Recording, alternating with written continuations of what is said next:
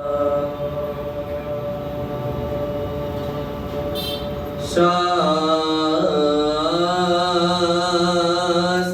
حسین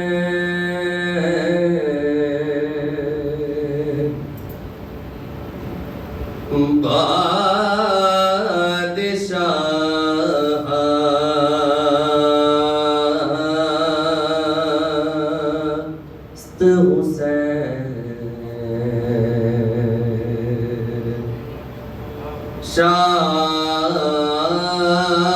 شاست حسین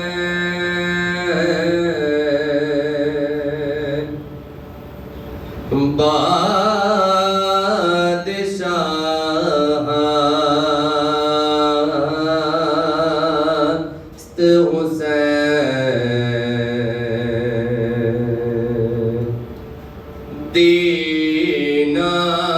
دینست حسین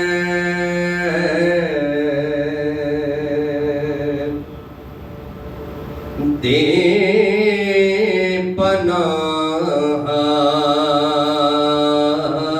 پناہست حسین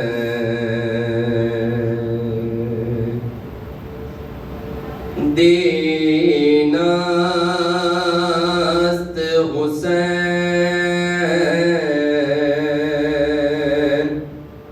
دین پناہست حسین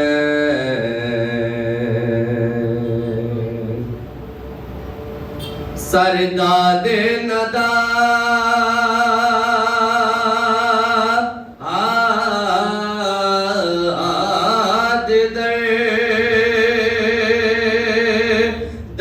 دست یزید حقا کے بنا لا الہ است حسین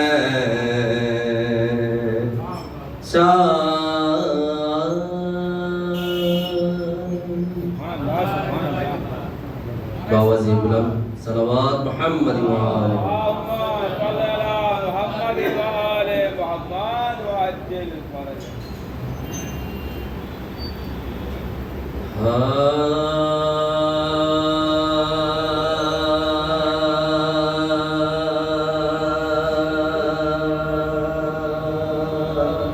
دیکھیں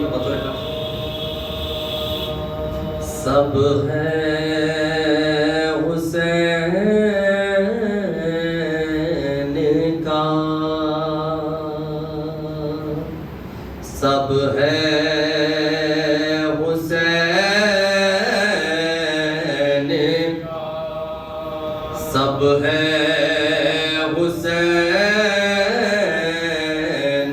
کا سب ہے حسین کا جو کچھ ہے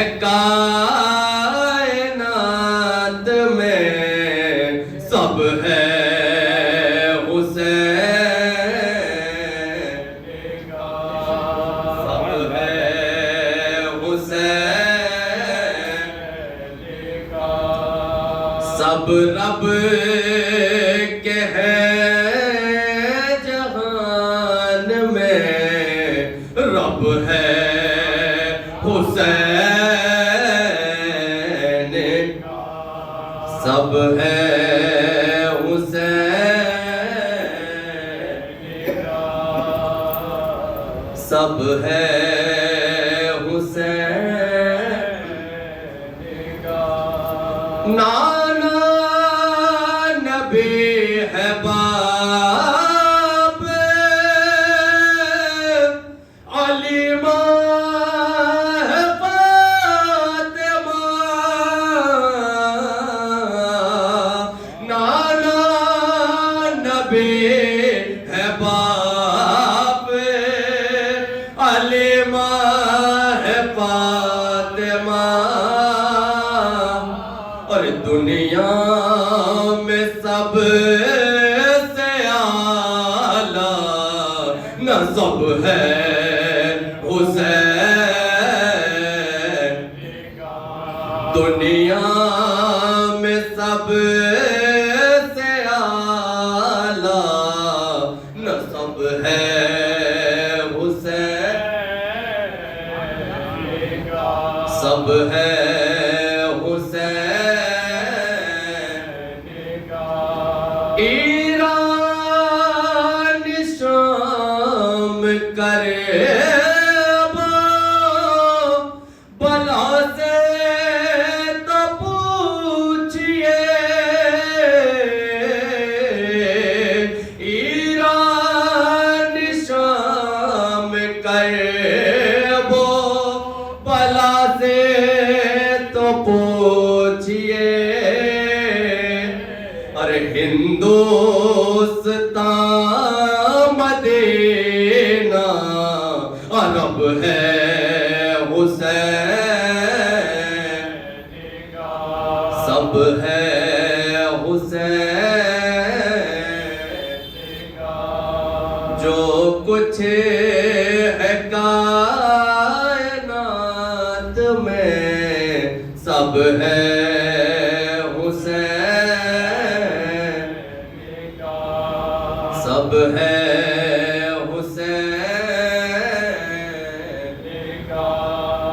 محسن نماز پڑھتا ہے عشق حسین میں محسن نماز پڑھتا ہے عشق حسین میں جو کچھ بھی اس کے پاس ہے سب ہے حسین سب ہے حسین کا وزیر بلند صلوات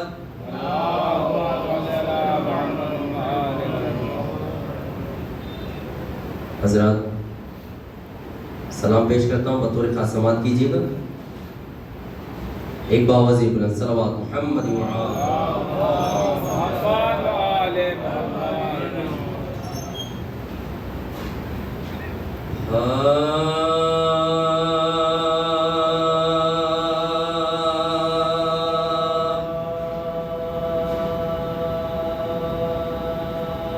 بیٹھا ہوں جہاں نماز پہ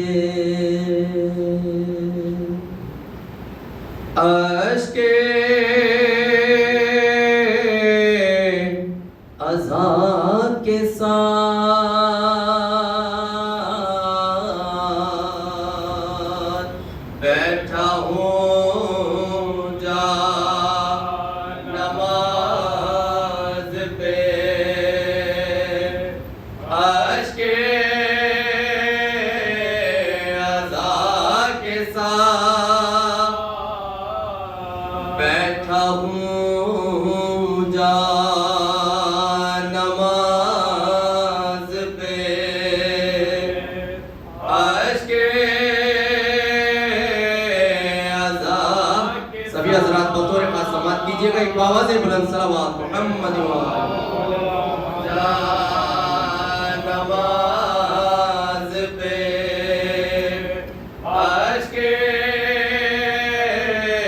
عزا کے ساتھ اور ذکر خدا بھی کرتا ہوں میں کرے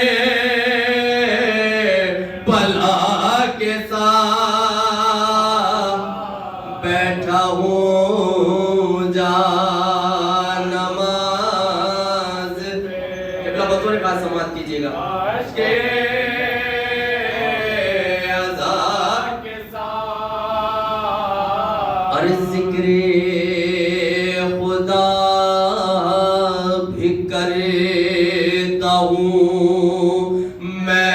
کرے بلا کے ساتھ بیٹھا ہوں جانماز پہ عشق عذاب کے ساتھ دوزخ میں ان کو جانا ہے ہم کو بہشت میں دوزخ میں ان کو جانا ہے ہم کو بہشت میں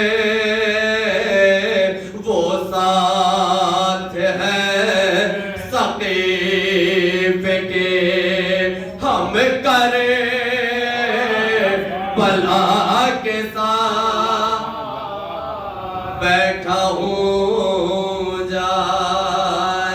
جانماز پہ عشق اور یہ شعر 8ویں امام کی شان میں ہے بطور خاص سماعت کیجئے گا بیٹھا ہوں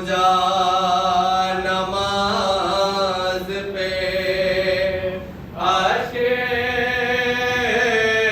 عذاب کے ساتھ ارے مرضی حق کے ساتھ چلے ہیں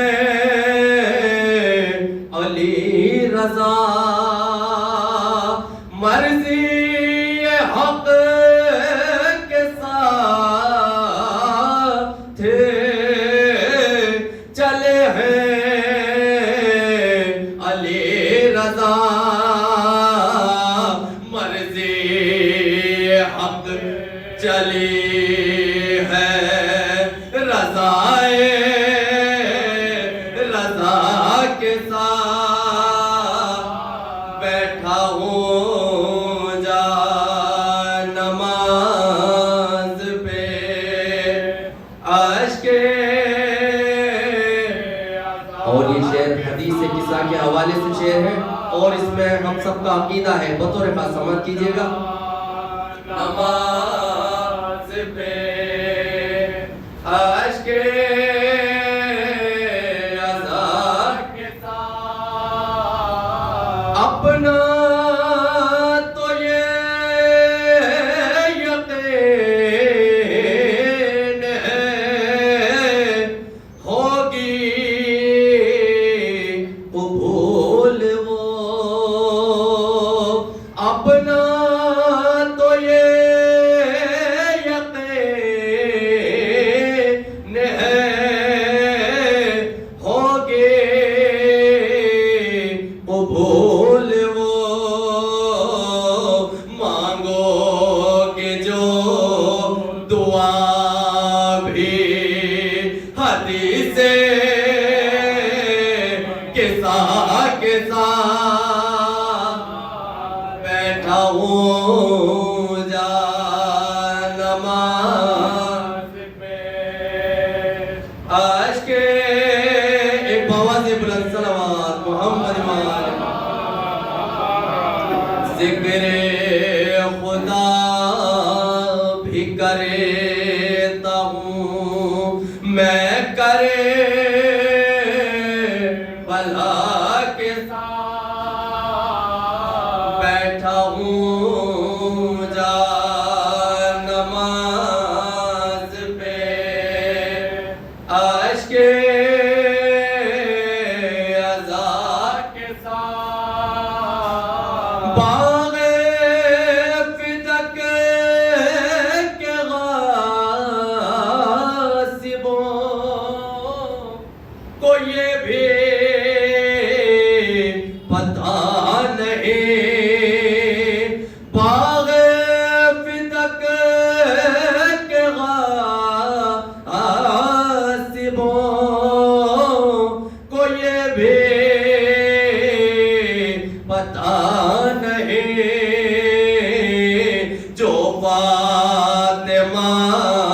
کے ساتھ ہے وہ ہے خدا کے ساتھ بیٹھا ہوں جانماز پہ عشق اور یہ شعر حالت حاضرہ پر ہے بطور خاص سماعت کیجئے گا نماز پہ عشق ازار کے ساتھ داعش نے اور ہم نے یہ ثابت تو کر دیا داعش نے اور ہم نے یہ ثابت تو کر دیا ہم ہرے کے ساتھ رہتے ہیں وہ ہرے مولا کے ساتھ بیٹھا ہوں جانماز پہ اور آخری شعر سماعت کیجئے گا بطور خاص توجہ چاہتا ہوں ارے ذکر خدا بھی کرتا ہوں میں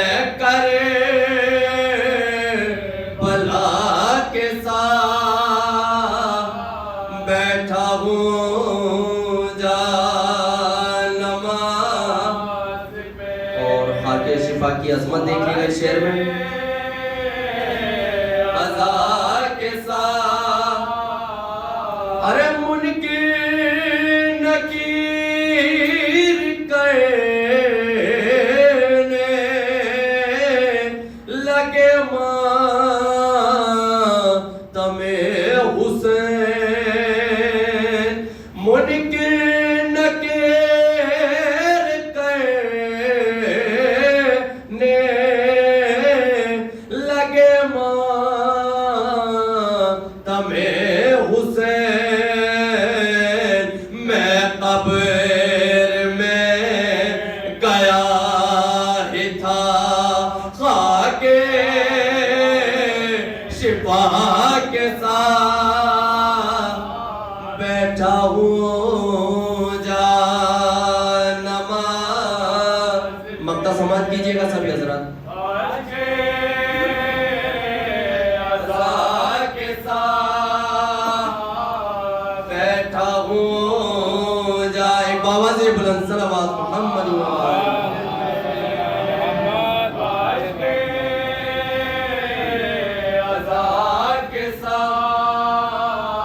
ناظم مدینے سے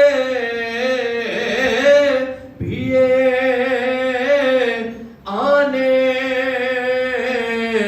لگی صدا ناظم مدینے سے بھی آنے لگی صدا جو ساتھ ہے امام کے وہ ہے خدا کے ساتھ بیٹھا ہوں جان سبحان اللہ سبحان اللہ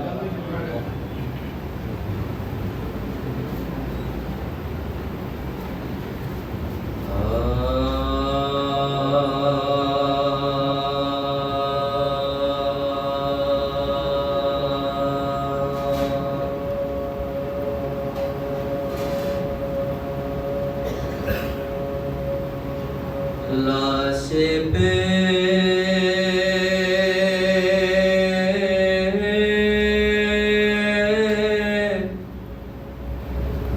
حسین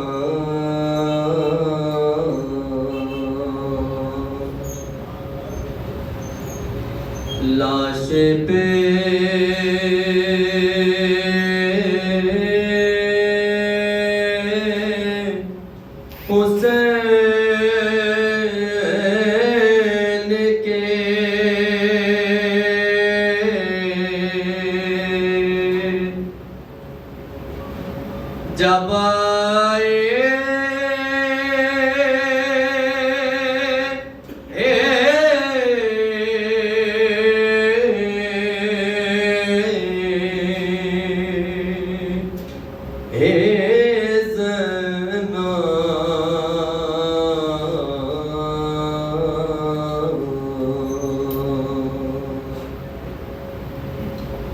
اور آفت کے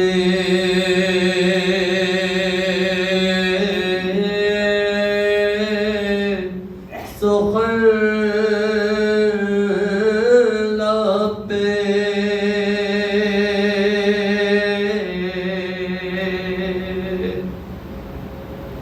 جو لائے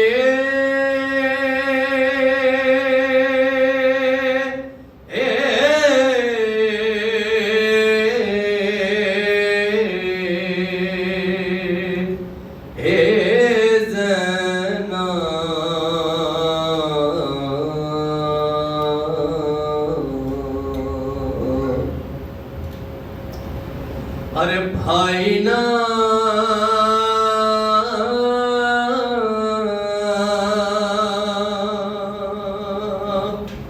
ملے گا مجھے بھائی نا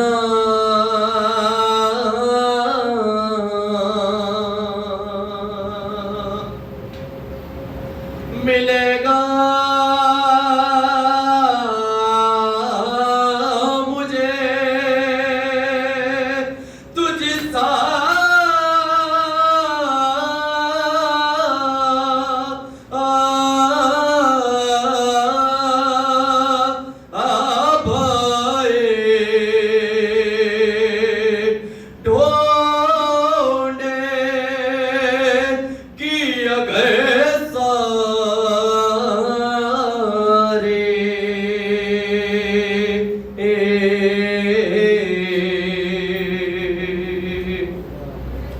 خدائے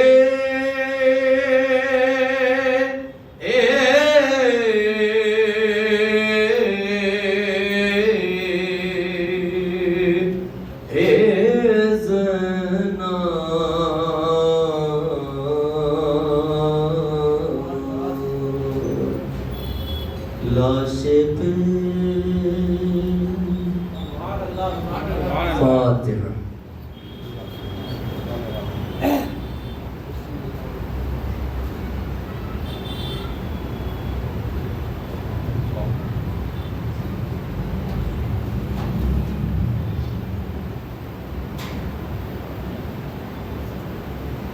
باوزیب الصلوات محمد وآل محمد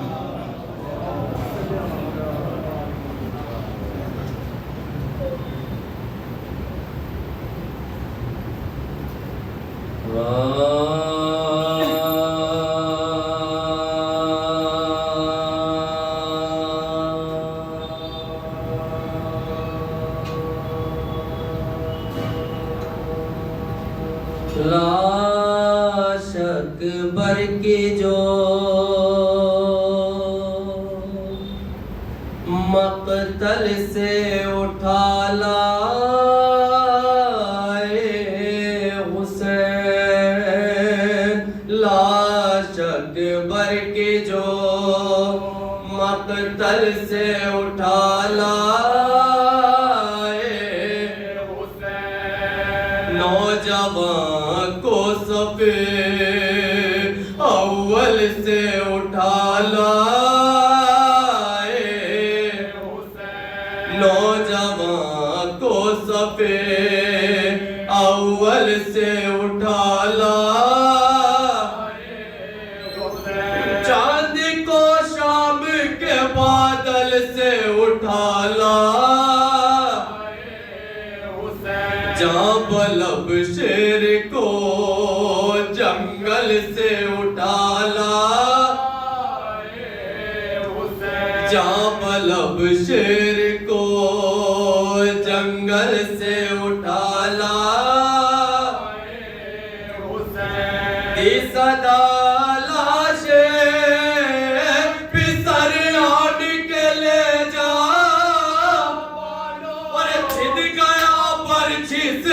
اکبر کا کلیجہ ارے چھد گیا برچھی سے اکبر کا کلیجہ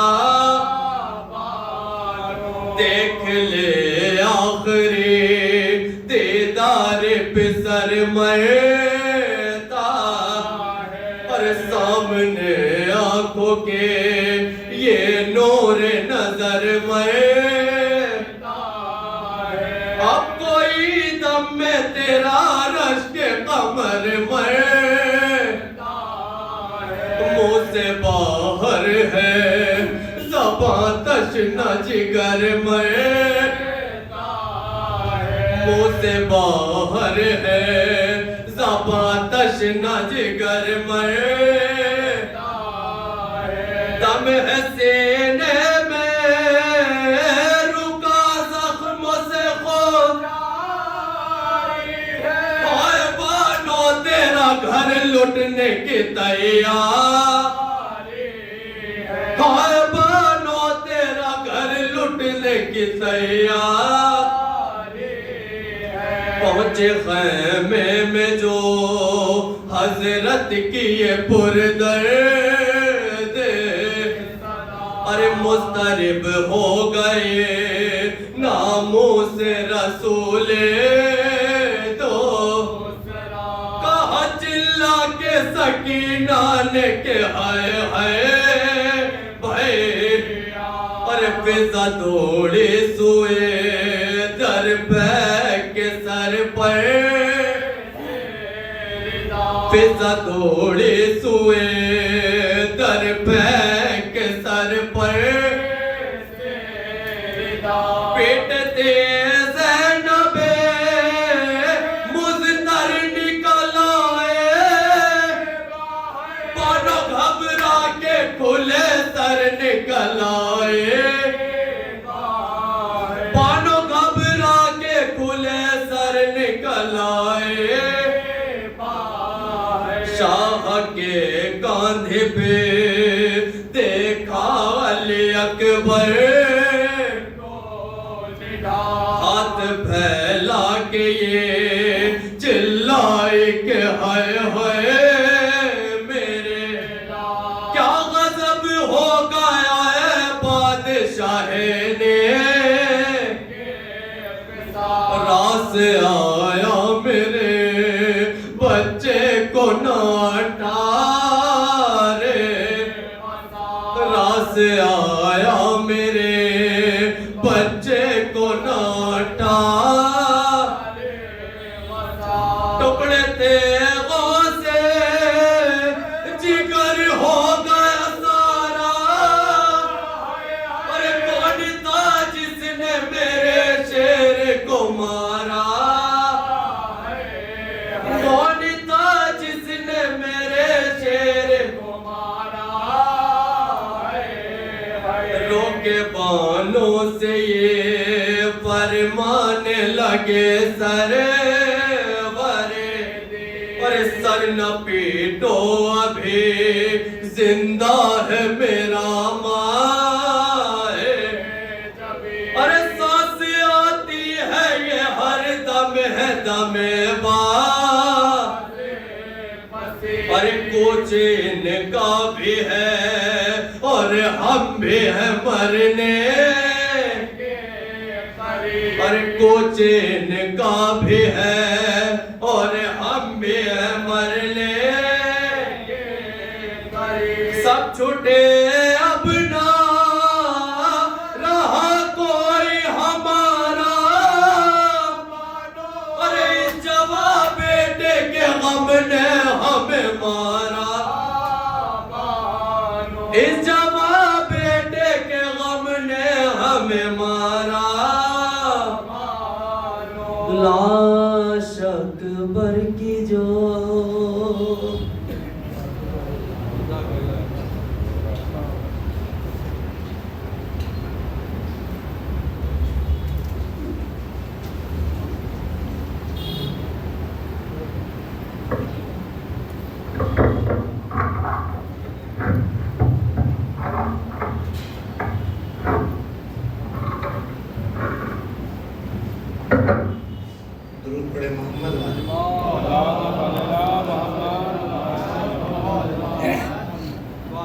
اور یہ آپ کے سامنے محمد ضامن صاحب مخصوص انداز میں صلو سلام و مرثیہ پیش کر رہے تھے.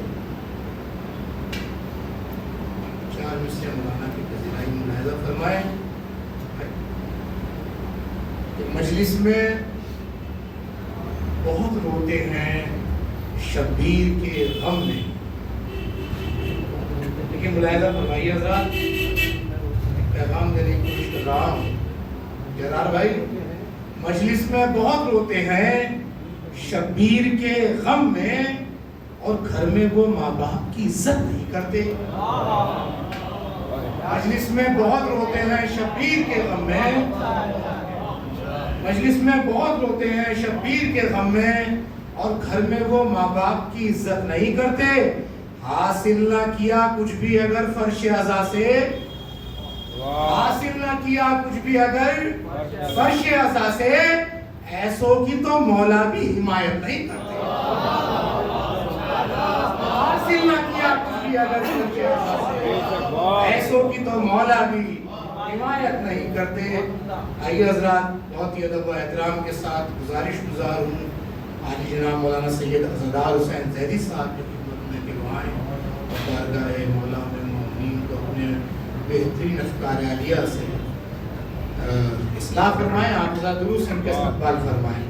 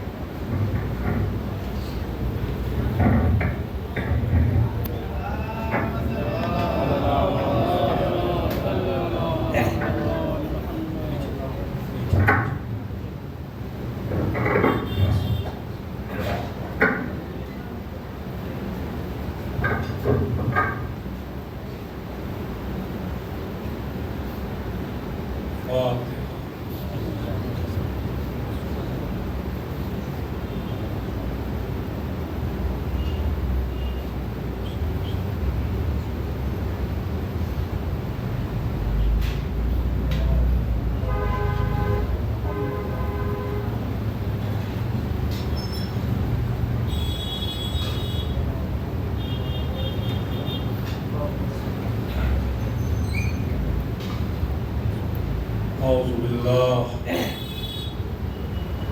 من الشیطان اللعین الرجیم. بسم اللہ الرحمن الرحیم. الحمدللہ رب العالمین. الصلاة والسلام علی اشرف الانبیاء والمرسلین سیدنا و مولانا ابی القاسم محمد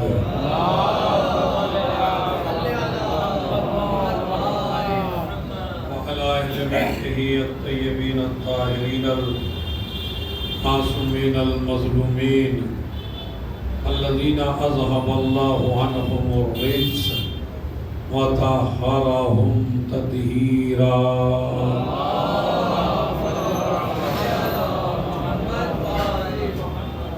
اللہ علی اعدائہ مجمعین من یومنا ھذا الی قیام یوم الدین.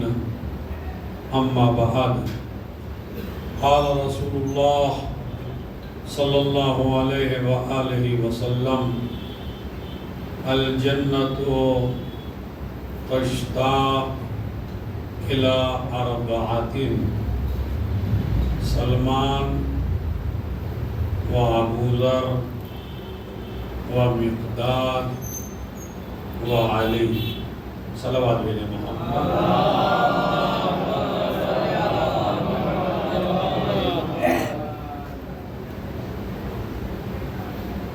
میری خواہش پر ان مجالس کا انعقاد رشید مارکیٹ خوریجی میں اور اصلاح المومنین اور بڑے امام بارگاہ میں کیا گیا ہے. اکثر یہ مجالس یا پنجہ شریف میں یا شیعہ جامع مسجد میں ہوتی ہیں.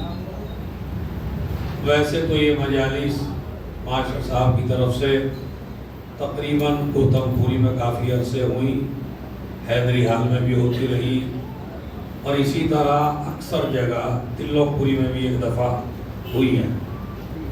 ہم نے کہا بھائی یہ خمسہ آپ جو ہیں اس علاقے میں بھی کریے، یہی علاقہ کیوں محروم رہے آپ کی کاوشوں سے اور آپ کی مجالس سے ہوا سے۔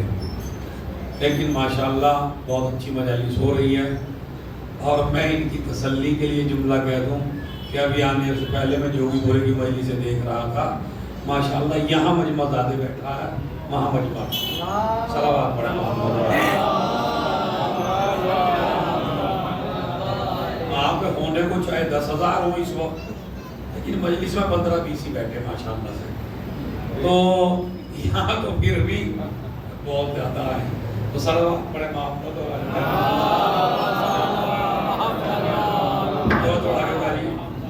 تھوڑا آگے کو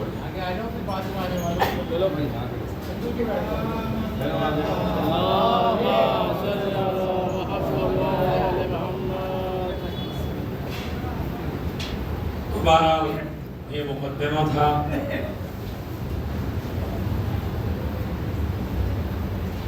ذی الحجہ میں کچھ مناسبتیں ہیں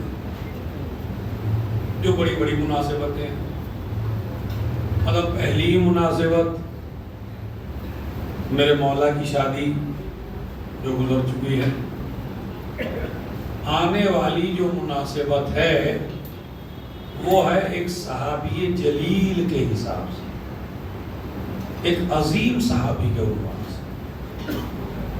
آیا اس صحابی کو اتنا بڑا صحابی ہے کہ تاریخ صحابیت میں اس سے بڑا صحابی بھی نہیں ہے، اور شیعوں پر جتنا احسان اس صحابی کا ہے اتنا کسی اور کا نہیں ہے۔ لفظ شیعہ سب سے پہلے جس صحابی پہ بولا گیا اسے ابو ذر کہتے ہیں، سب سے پہلا شیعہ اسلام جناب سلمان سے پہلے، اس لیے کہ ایمان لانے والوں میں بھی چوتھے نمبر پہ ہے۔ ان سے پہلے جو ایمان لائے 3 ہی آدمی ہیں، اور وہ بھی سارے یعنی جو علماء اہل سنت نے لکھا وہ بھی سارے ابو طالب کے گھر کے۔ جعفر پہلے ہیں، مولا علی پہلے ہیں، اور اس کے علاوہ آپ کو تاریخ میں کوئی اور ملنے والا نہیں ہے۔ جناب خدیجہ، جناب جعفر اور امیر المومنین، اور اس کے بعد جو تاریخ صحابیت میں پہلا نام آتا ہے اسلام لانے والوں میں وہ جناب ابو ذر کا۔ لیکن اس سے بڑا جب کوئی صحابی ہے ہی نہیں، میں نے پہلے آپ سے کہا کہ تاریخ صحابیت میں لفظ شیعہ کا پہلا مصداق ہے جناب ابو ذر، یہ پہلا شیعہ، اور خود شہزادی کے جنازے میں بھی کسی کو اجازت نہیں تھی۔ رات میں جنازہ اٹھا میری بیوی کا، کسی کو اجازت نہیں تھی کہ شہزادی کی نماز جنازہ میں شامل ہو سکے، لیکن یہ وہ صحابی ہے کہ جس نے صدیقہ طاہرہ کی نماز جنازہ بھی پڑھی۔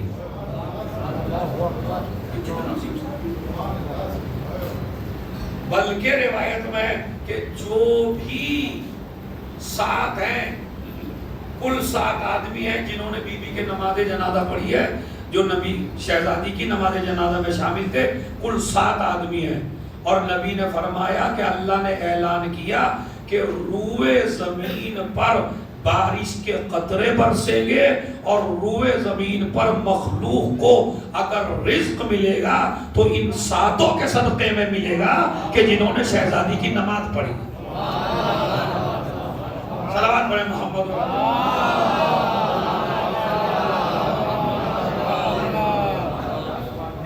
تو 2 شرف۔ تیسرا شرف میں آپ کو بتا دوں، غدیر کو سب سے زیادہ توجہ جاتا ہوں، میں کم کا لحاظ نہیں کر رہا ہوں کہ آپ کم ہیں، مگر میٹر سنیے گا۔ نماز جنازہ پڑھنے والا شہزادی کی یہی صحابی، چوتھے نمبر پہ اسلام لانے والا یہی صحابی، اور اب جملہ سن لیجئے، نسلوں تک یاد رکھیے۔ علی ولی اللہ اذان میں کہنے والا یہی صحابی.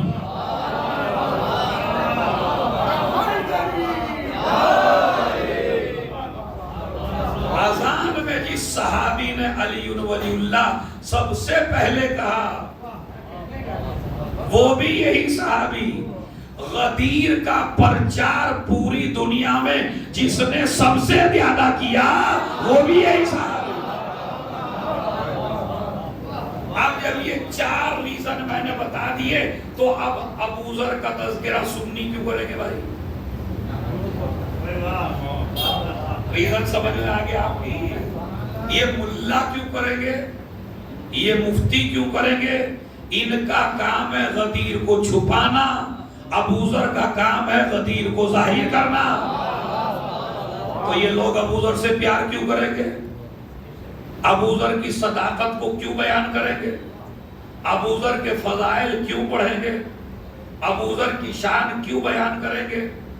ابو ذر کے تذکرے سے تو دوری اختیار کریں گے. اس لیے کہ جو چہیتے تھے ان کو بھی اگر سب سے زیادہ کسی نے ذلیل کیا تو اس کا نام ابو ذر ہے. ان کو بھی جس نے سب سے زیادہ ذلیل کیا یہ وہ بھی یہی ابو ذر غفاری ہے. اچھا اس کا پہلے ہسٹری آپ کو سنا دیتا ہوں, فضائل بعد میں سناؤں گا. صلوات پڑھ دے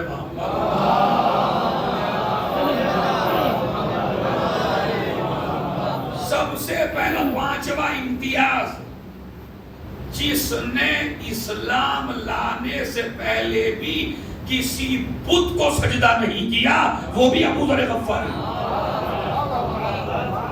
پوری زندگی عقل سلیم کی وجہ سے, ابھی دین نہیں آیا, ابھی اسلام نہیں آیا, ابھی نبی نے اعلان نہیں کیا, مگر یہ باقاعدہ کبھی بت کو سجدہ نہیں کیا. اور ایک عقل کی چیز کی وجہ سے منت مانی. ایک باپ نے کہا, رشتہ داروں نے کہا, خانوادے نے کہا تو ان کو کیوں نہیں مانتا, کچھ مان کے تو دیکھ تجھے ملے گا.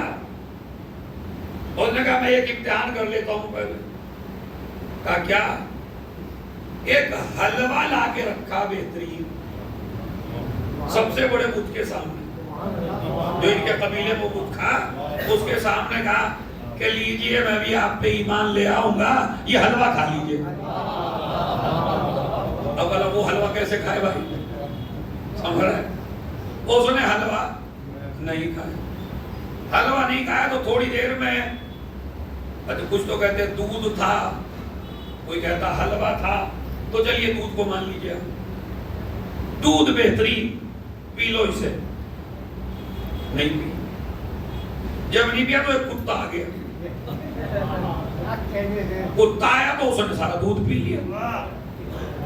اب سارا دودھ پی لیا تو اب کہنے لگے میں نے نہیں کہا تھا نا یہ خدا نہیں ہے, لیکن میری دی ہوئی چیز یہ پی نہ سکے, یہ تو اتنا محتاج ہے تو دودھ بھی نہ پی سکے. مگر شیطان نے ایک دوسرے کے دل میں ایک اچھی بات ڈال دی. کہنے لگے کہ خدا ہی ہے یہ. کہا کیا؟ کہا جب مخلوق بھوکی ہو تو خدا کیسے کھائے؟ ارے اللہ جو ہے اپنی اللہ ہے, اپنی مخلوق کو کھلا رہے ہیں. تو مخلوق بھوکی ہو تو خدا کیسے کھائے؟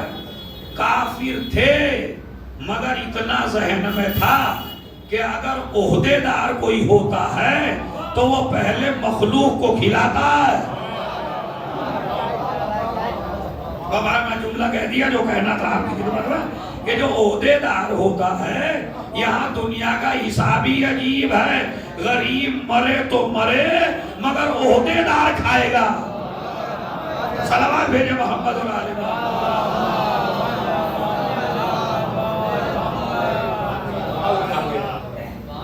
آجا وہ کھائے تو کہنے لگے وہ خدا ہے. اب حضور نے دیکھا یہ تو مجمع بیٹھ جائے گا. اسی وقت اچھا اس حیوان کی بھی ایک خاص عادت ہے, سمجھا ہے. اب اس نے ٹانگ اٹھائی اور جس کا کھایا تھا اسی پہ کر دیا. اب کہنے لگے اب بتاؤ یہ تو تم نے کہہ دیا تھا مخلوق ہے اس لیے انہوں نے نہیں کھایا. اب یہ بتاؤ کیا انہوں نے ہی کہا مجھے نجس کر دے؟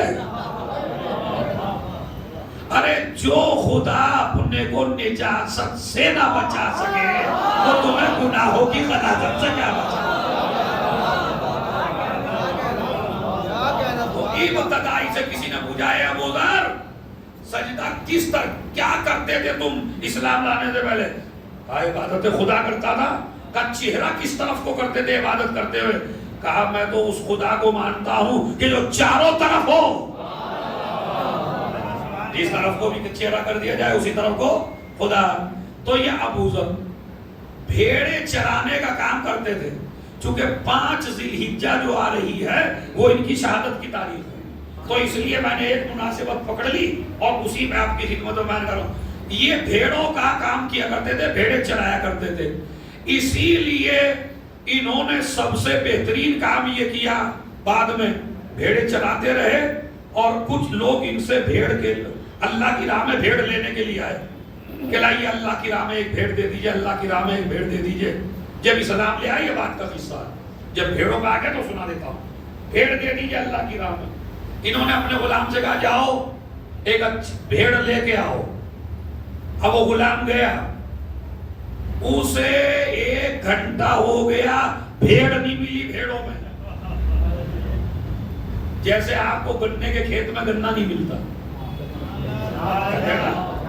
ویسے تو آپ یہاں کچھ بھی لے لیجئے, دلی میں تو ہر چیز کھا لیں گے آپ, لیکن اگر آپ کھیت میں چلے جائیں تو یہ محاورہ مشہور ہے نا بھائی گاؤں والوں کے بیچ میں کہ گنے کے کھیت میں جلدی سے گنا یہ اچھا جلدی اچھے کے چکر میں ٹہلتا رہتا.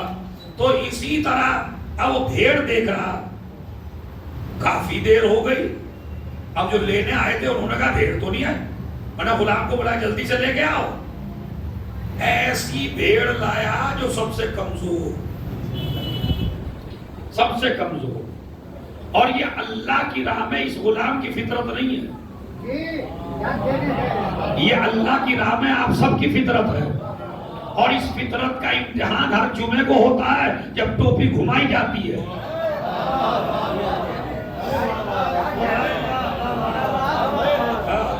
اس فطرت کا امتحان آپ کی ہر جمعے کو ہوتا ہے. 10 روپے کا نوٹ 10 ہی کا ہوتا ہے. ایک وہ جو کرارا بینک سے نکال کے لائے, ایک وہ جو بیچارہ پسینے میں ہو گیا ہے اور کچھ عجیب سا ہو گیا ہے. اب جو دینے لگے چھانٹ کے تو ٹوپی میں وہی ڈالا جس پہ امید تھی کیا پتا یہاں کی مارکیٹ میں چلے گا یا نہیں. بات آئی تو بتائیے ہوتا ہے. بلکہ میں نے تو کئی جگہ جو اکٹھا کرنے والے ان سے پوچھا, کہنے لگے مولانا کبھی کبھی تو ایسا ڈالتے جو کوئی چلتا ہی نہیں. کس کو دھوکہ دے رہے ہیں آپ یہ تو دیکھیے. حالانکہ جو یہ جیب کا مالک بنایا ہے یہ اسی کا پیسہ ہے جسے خدا کہتے ہیں. خدا ہی نے تو رئیس بنایا, خدا ہی نے تو دولت مند بنایا, خدا ہی نے تو پیسے والا بنایا. مگر مریل سے مریل لایا بھیڑ نکال کے. اور نے کہا کتنی دیر ہو گئی کیوں نہیں لا پائے؟ ابو ذر نے کہا بھیڑ. اصل میں دیکھنا پڑتا ہے, آپ تو آقا ہیں, ہم کو دیکھنا پڑتا ہے. کہا دیر کیوں لگی؟ کہا دیر اس لیے لگی کہ آپ جو ہیں تجارت کے قانون سے واقف نہیں ہیں. مارکیٹ میں جب کل بیچنے کے لیے جاؤں گا میں بھیڑ تو ریٹ اسی کا زیادہ لگتا ہے جو موٹی تازی ہو, پتلی دبلی کا ریٹ نہیں لگتا. تو میں چاہ رہا تھا اللہ کو چلا بھی جائے اور تم کو نقصان بھی نہ ہو, اس لیے سب سے کمزور چھانٹ کے لایا بھیڑ تاکہ مارکیٹ کے نقصان سے بچ جائیں. ایک مرتبہ ابو ذر نے کہا اسے وہیں رکھ کے آؤ, سب سے اچھی جو ہے وہ لے کے آؤ. کہا یہ قانون تجارت نہیں ہے. کہا قانون تجارت یہی تو ہے. اب توجہ جاتا ہوں. کہا تو واقف نہیں ہے قانون تجارت سے. کہا کیا مطلب؟ کہا تو مارکیٹ میں اس لیے لے جانا چاہتا ہے اچھا تاکہ پیسہ زیادہ ملے. بس مجھ میں اور تجھ میں یہی فرق ہے, تیری تجارت بندوں سے ہو رہی ہے, میری تجارت خدا سے. صلوات پڑھ دیں.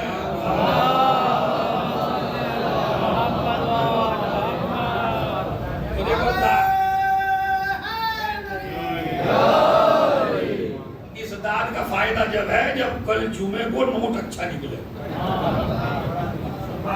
अच्छा भी निकले और बड़ा भी निकले। सलवात पढ़े मोहम्मद और आले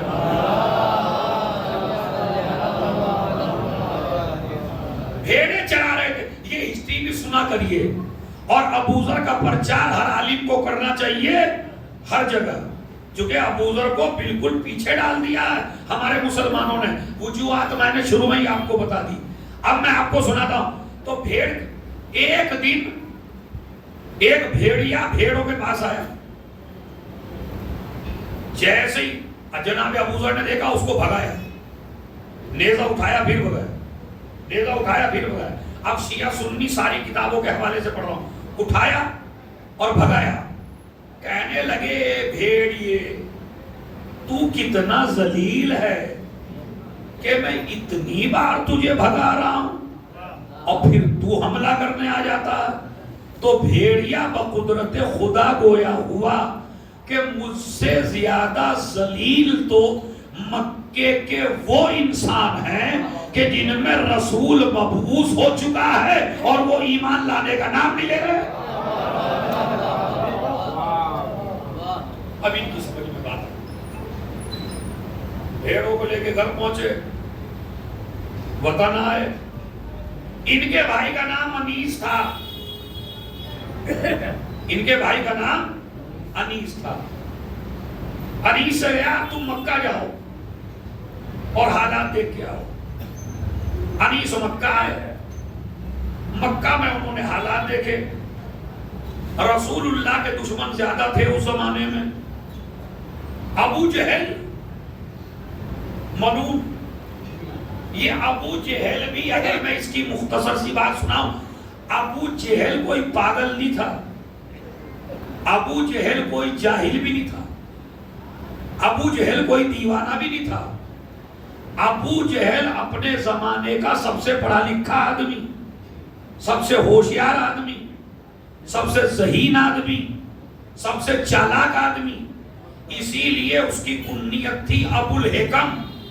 अबुल हिकम यानी हिकमतों का बाप। समझ रहे आप? इतना चालाक और ज़हीन आदमी था और रसूलुल्लाह को सबसे ज्यादा पहचानता था, रसूल के मोजज़ात से सबसे ज्यादा वाकिफ था, रसूल की नबूवत के बारे में जानता था। नबी ने अबुल हिकम से बदल के अबू जहल क्यों खिताब दिया?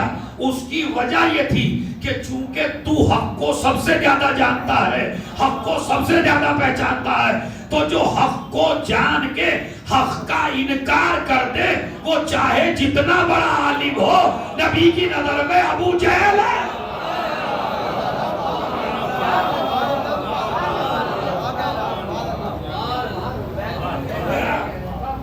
इसका मतलब है अबू जहल हमारी बस्तियों में भी बहुत हैं। अबू जहल उसे नहीं कहते जो जहालत का बाप हो, अबू जहल उसे कहते हैं जो जानता हो हक इधर है और फिर भी हक न बोले।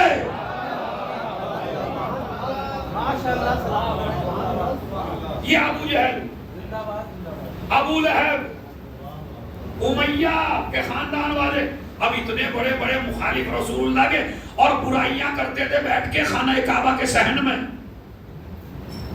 खाना काबा के सहन में।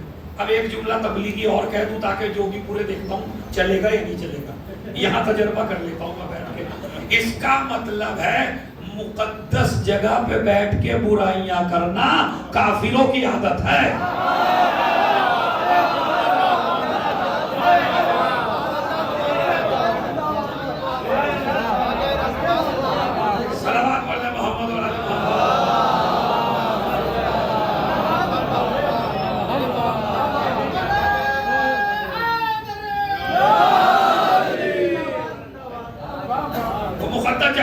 बुराइयां करते थे। अब वो अनीस ने हालात देख के जाके अब बयान किए। इनका असली नाम था जुंदब इब्ने जुनादा, जंदब कह लीजिए या जुंदब, दोनों तरह लिखा हुआ, जंदब इब्ने जुनादा। अबूजर का नाम था जंदब इब्ने जुनादा। तो जंदब से जाके बयान किए सारे हालात का। एक मबूस हुआ है, अच्छी बातों का हुक्म देता है, नेकियों का हुक्म देता है, برائیوں سے روکتا ہے، نشے سے روکتا ہے، شراب سے روکتا ہے، گندی چیزوں سے روکتا ہے، بھائیوں کا حق کھانے سے روکتا ہے. تو یہ ساری باتیں بتائیں. اس نے کہا یہ تو واقعی کسی نبی کی ہیں. کہا اب تم ہمارا کاروبار سنبھالو اور ہم مکے جائیں. اب یہ مکے آئے، زمزم کے کنارے بیٹھ گئے. شام کا وقت ہو گیا، نہ کسی نے کھانے کو پوچھا، نہ کسی نے پانی کو پوچھا. اب دیکھیں کتنی فٹ ہو رہی ہے یہ مجلس. اکثر لوگوں کا ہے نہیں پوچھتے. کوئی کسی علاقے کا آ جائے ہمیں مطلب نہیں ہے. تو جتنے کفار تھے کسی نے نہیں پوچھا، وہ بیٹھے رہے. برائیاں کر رہے تھے، سنیے ذرا، برائیاں کر رہے تھے نبی کی، اسی رسول کو برا کہہ رہے تھے کہ اچانک ایک شخص آتا ہوا نظر آیا اور اس کا روب اتنا زیادہ تھا کہ وہ آپس میں کافر کونیاں مار کے ایک دوسرے سے بتانے لگے کہ بھائی اب چپ ہو جاؤ، اب چپ ہو جاؤ، ابو طالب آ رہے ہیں.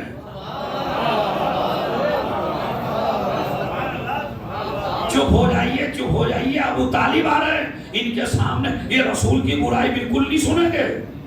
انہوں نے ماحول کو دیکھا، سارے سردار تھے نا، سارے کھڑے ہو گئے تعظیم کے لیے. سب سے پہلے میرے پاس آئے. تم کون ہو؟ کہا میں ایک مہمان ہوں، کسی غرض سے آیا ہوں. کہا ٹھیک ہے، شام ہو گئی، چلو ہمارے گھر چلو. ہمارے گھر چلو. گھر لے گئے، کھانا کھلایا، اپنے گھر سلایا، خوب عزت کی.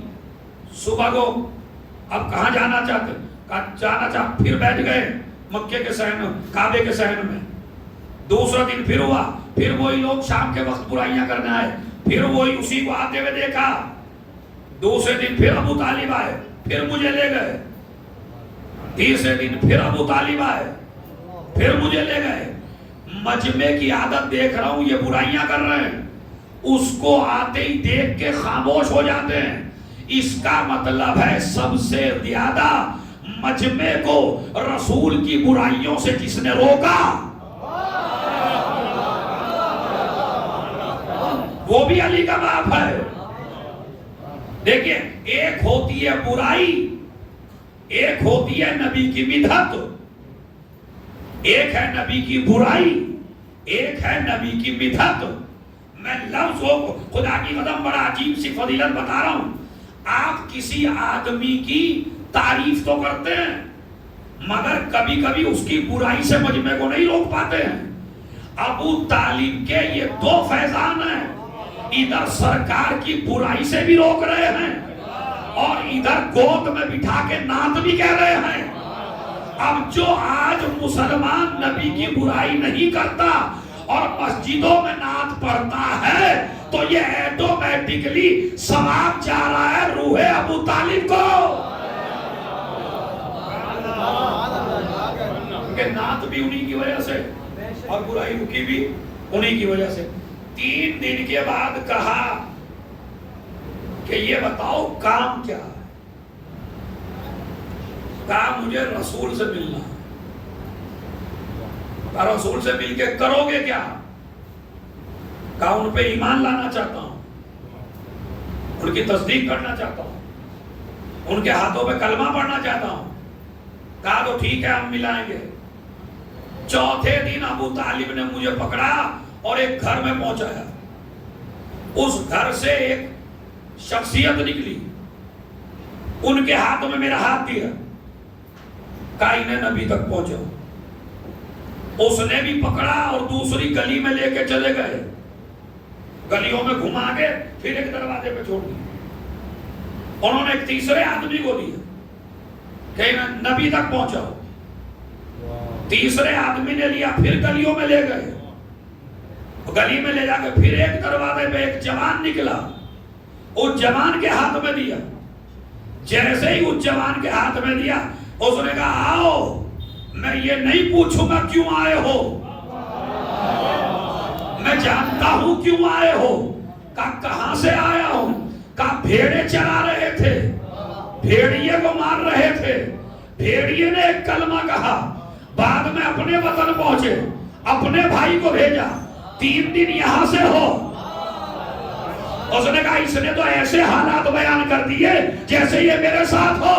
کہا یہ تو بتاؤ تم کون ہو؟ کہا میں ابو طالب کا بیٹا علی ہوں۔ صلوات پڑھیں محمد۔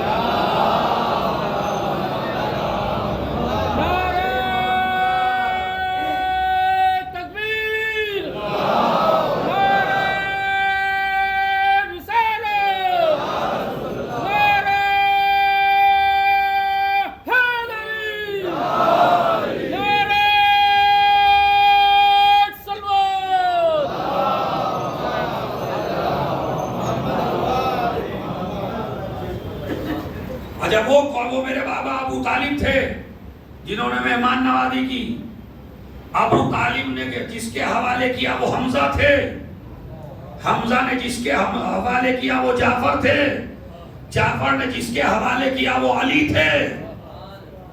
کتنا عظیم نظام بنایا تھا ابو طالب نے تاکہ دشمنوں کے خطروں سے نبی کو بچایا جا سکے، تو لہذا علی نے پہنچایا نبی تک، نبی کے ہاتھ پہ کلمہ پڑھا، مسلمان ہوئے۔ مسلمان ہو کے دیکھیں ابو ذر کی کچھ خاصیت تمام صحابہ میں سب سے الگ ہے۔ یہ وہ صحابی ہے جس نے کبھی تقیہ نہیں کیا، کبھی کسی کے ڈرے نہیں، کبھی کسی کے سامنے جھکے نہیں۔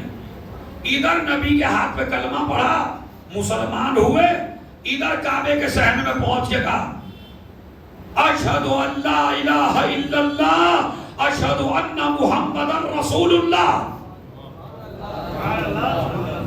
آؤ لا الہ الا اللہ کی طرف، آؤ رسول کی طرف۔ سارے کافروں نے مل کے خوب مارا۔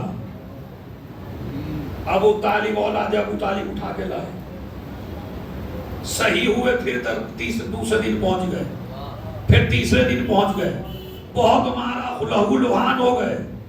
مصلحتاً ابھی ابو طالب علی بھی جنگ کر سکتے، رسول کا حکم ہے نہیں۔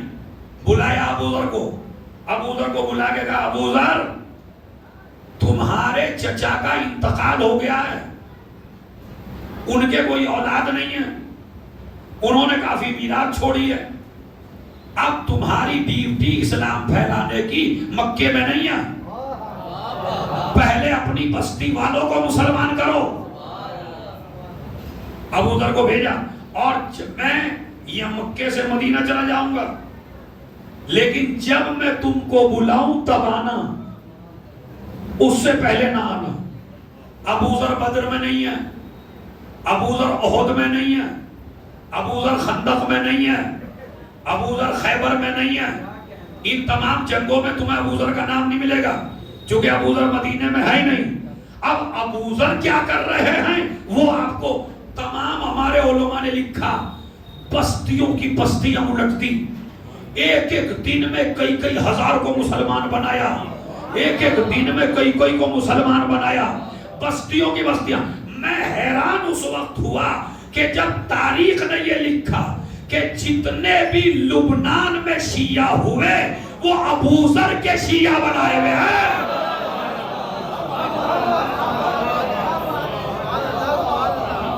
یہ جتنے بھی شام میں، لبنان میں جتنے بھی شیعت بڑھی وہ ابو ذر کی پھیلائی ہوئی شیعت ہے جو ابو ذر نے پھیلائی۔ جب میں نے ابو ذر کی طاقت کو دیکھا تو حزب اللہ کی طاقت خود بخود سمجھ میں آ گئی۔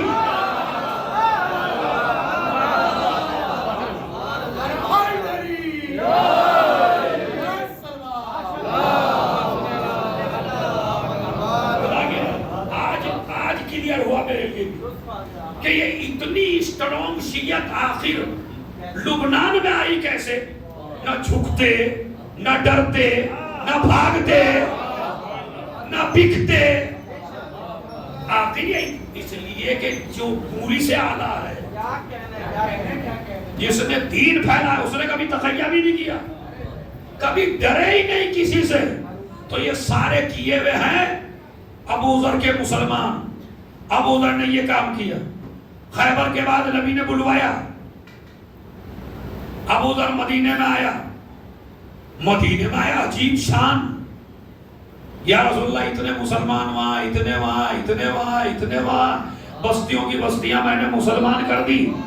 اب ابو ذر کو تو سنبھال کے رکھنا ہے نا، اس لیے کہ اس صحابی کی زندگی میں تقیہ نہیں ہے. یہ کبھی کسی سے ڈرے گا نہیں، علل اعلان بات کہتے تھے، کسی کے سامنے جھکتے نہیں تھے، اور اتنا پیار کرتے تھے نبی سے کہ ایک جنگ میں، نبی کے جنگ تبوک میں نبی چلے گئے. جب نبی چلے گئے ان کی سواری کچھ کمزور تھی، نبی کا لشکر آگے نکل گیا، اس سواری نے دم توڑ دیا، اکیلے رہ گئے جنگل میں، لشکر خوب دور چلا گیا. جب پیاس لگی ایک چشمہ دیکھا، ٹھنڈا پانی پیا، ایک گھونٹ لی، لے کے پانی کو رکھ لیا، سیو کر لیا. میں نہیں پیوں گا. کیوں نہیں پیے گا پیاسا صحابی؟ کہا نہیں، اسی جنگل سے میرے رسول گزرے ہیں، کیا پتا انہیں پانی ملا ہے یا نہیں ملا ہے. پانی کا مشکیزہ اپنے کندھے پہ رکھنے کے بعد پیدل چلنے لگے.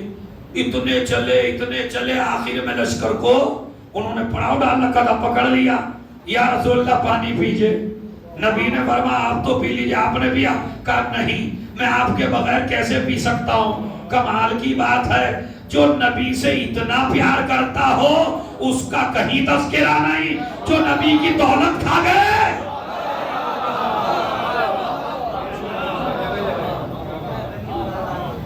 صلوات بولتے محمد اور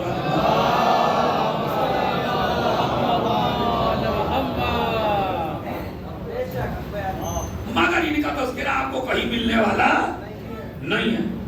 اب اسی لیے نبی نے ان کی فضیلت میں ایک حدیث ارشاد. اب حدیث سنیے. نمازیں کیوں پڑھتے ہیں؟ جنت مل جائے. روزہ کیوں رکھتے ہیں؟ جنت مل جائے. حج کیوں کر رہے ہیں؟ جنت مل جائے. مجلسیں کیوں کر رہے ہیں؟ جنت مل جائے. پوری کائنات وہ ہے کہ جو جنت کی مشتاق ہے. کروڑوں سلام ہو ابو ذر پر کہ نبی فرما رہے ہیں پوری دنیا جنت کی مشتاق ہے، مگر جنت جس کی مشتاق ہے اسے یہ سلمان کہتے ہیں. یا ابو ذر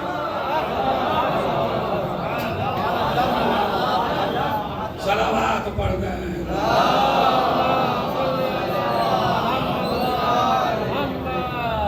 الجنت و تشتاق، جنت مشتاق ہے. اس کی؟ ابو ذر کی. اب نبی نے ایک حدیث اور شد فرمائی، اکیلے ہی مبعوث ہوں گے، اکیلے ہی جنت جائیں گے، اکیلے ہی مار دیے جائیں گے. یہ ابو ذر. ابو ذر کے جس کے اتنے فضائل تھے، اتنے فضائل تھے، اتنی شان میں نے اس ابو ذر کی بیان کی. مجھے آپ ذرا سوچ کے بتائیے اس کا مقام کیا ہونا چاہیے تھا، اس کا احترام کتنا ہونا چاہیے تھا. مگر دو چہیتوں سے ٹکرا گئے. سمجھ رہا بھائی؟ مثلا رسول بی بی فاطمہ نے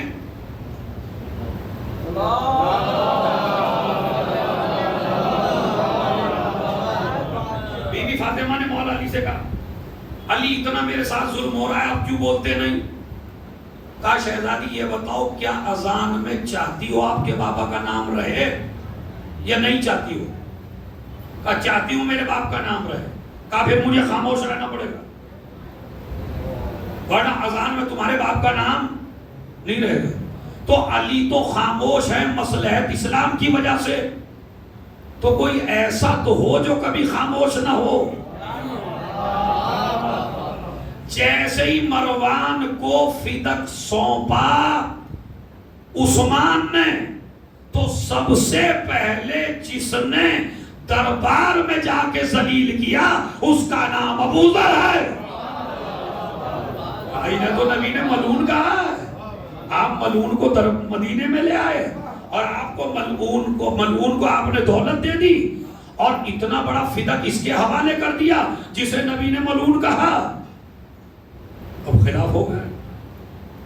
جیسے ہی خلافت میں بیٹھے تمہارا حق نہیں ہے، یہ علی کا حق ہے.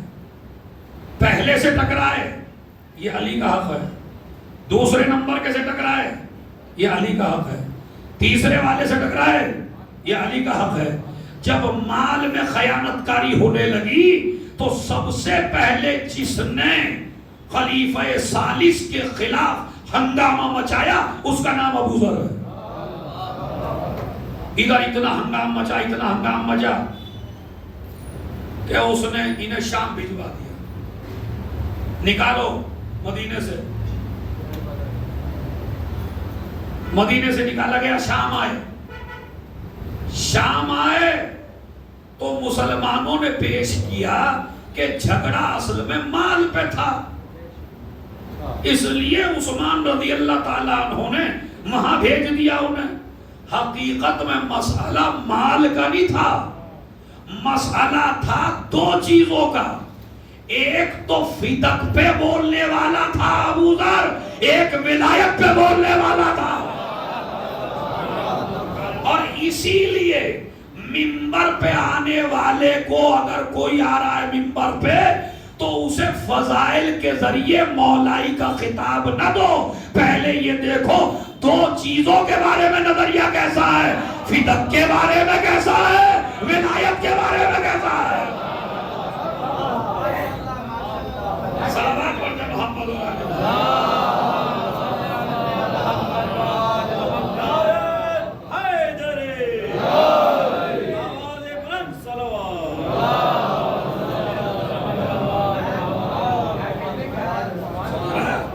ولایت کی وجہ سے نکالے گئے. جب بھی کوئی جیسے ایک واقعہ میں بھی ممبر میں پہلی دفعہ پڑھ رہا ہوں، یہ آپ کی مجلسوں کا فیض ہے، پہلی دفعہ روایت پڑھ رہا ہوں. مریض ہو گئے، ایک صحابی دیکھنے آیا، کیا کریں کیا کریں؟ کہا کہ بس کچھ کرو نہ کرو علی کو نہ چھوڑو. کیا کریں کہ علی کو پکڑے رکھو بس. علی ہی اسلام کی جان ہے، علی ہی اسلام کی روح ہے، علی ہی سے اسلام ہے. جو بھی کوئی آتا وصیت کرتے. اب جملہ سن لو خدا کی قسم، تم بھی اگر داد دیتے دیتے نہ تھک جاؤ. کیا روایت بڑی خوبصورت ہے، سنیے بھائی، صلوات پڑھیے اور سنیے. گارنٹی سے کہہ رہا ہوں آپ نے بھی نہیں سنی.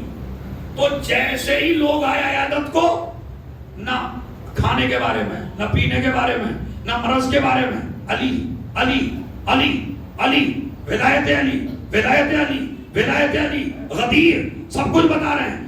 ایک نے کہا جتنا تذکرہ تم علی کا کر رہے ہو اتنا اگر موجودہ خلیفہ کا کر لیتے تو دولت مل جاتی، پیسہ مل جاتا، اقتدار مل جاتا، اچھی زندگی مل جاتی. تو ایک مرتبہ انہوں نے کہا میری زبان بکاؤ نہیں ہے.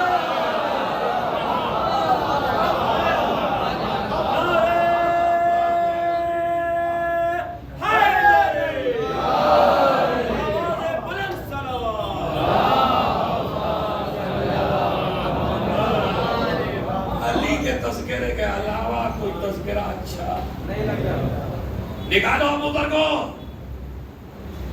نکالو. میرے مولا کا خطبہ ہے رخصت کرتے ہوئے، مگر وہ بعد میں. اب نکال دیا گیا ابو ذر کو. آ گئے شام، شام میں ہے معاویہ کی حکومت. اب جگہ جگہ جاتے ہیں علی علی علی علی علی. غدیر میں علی کے لیے یہ کہا، خیبر میں علی کے لیے یہ کہا، نماز میں علی کے لیے یہ کہا. اب ہر ایک کو ولایت علی شام میں سمجھانی شروع کر دی. ادھر کی بستیوں کو پتہ چل گیا علی کیا ہے، ادھر کی بستیوں کو پتہ چلا علی کیا ہے. معاویہ کہنے لگا کچھ پیسہ بھیج دو، اس کو خرید لو. بڑا پیسہ، بڑا اماؤنٹ، بہت بڑا اماؤنٹ، آپ سوچ بھی نہیں سکتے. رات کا سناٹا چھایا، رات کے سناٹے میں بھیجا ایک اماؤنٹ. لیجئے، غلام نے کہا چپ کے سر لیجئے، آپ یہاں آئے ہیں، پریشانی ہو رہی ہوگی. انہوں نے کہا آپ یہ بتائیے ہمیں کہ یہ اماؤنٹ سارے غریبوں کو بھیجا ہے یا ہمیں بھیجا ہے بس؟ کہا نہیں سارے غریبوں کو تو نہیں بھیجا، آپ کے لیے ہے۔ کہا تو پھر ہم تو نہیں لیں گے، اگر سب کو بھیجو تو ہمارے پاس بھی آ جانا۔ کہا آپ کے لیے ہے خاص، کہا پھر ہم نہیں لیں گے، منع کر دیا۔ انہوں نے کہا منع کیوں کر رہے ہیں؟ کہا ابھی تک تو علی کا غلام ہوں، پیسہ لے لوں گا تو ان کا غلام ہو جاؤں گا، اور میں اس کی بیعت توڑ نہیں سکتا جس کی اللہ نے کروائی۔ یہ بہت مشکل کام ہے۔ حالات ٹوٹتے ہیں نا بیوی بچوں کی وجہ سے، آدمی پرابلم میں آ جاتا ہے، کہہ دیتا مولانا کیا کروں، میری مجبوری تھی، کیا کرتا، بچے خطرے میں تھے، بیوی خطرے میں تھی، یہ خطرے میں تھا، مگر نہیں، پہنچ گئے دربار میں، نا انصافی کرتے تھے، خبردار یہ اللہ کا مال ہے، تمہارا مال نہیں ہے، اسے جمع نہ کرو، غریبوں میں بانٹو۔ کہنے لگا ابو ذر سے معاویہ، یار تم ہمارے بارے میں ہمیشہ علی ہی علی کرواتے پھر رہے ہو پوری بستیوں میں، کیا ہمارے بارے میں تم نے رسول سے کچھ بھی نہ سنا؟ اب سن لو خدا کی عزت ہے، کیا تم نے رسول سے؟ کہا بالکل سنا تھا رسول سے، اب مجمع بیٹھا تھا اسی کا، رسول نے کہا تھا کہ جب بھی کوئی بنی امیہ کا آدمی منبر پہ نظر آ جائے تو سمجھ لو اسلام خطرے میں۔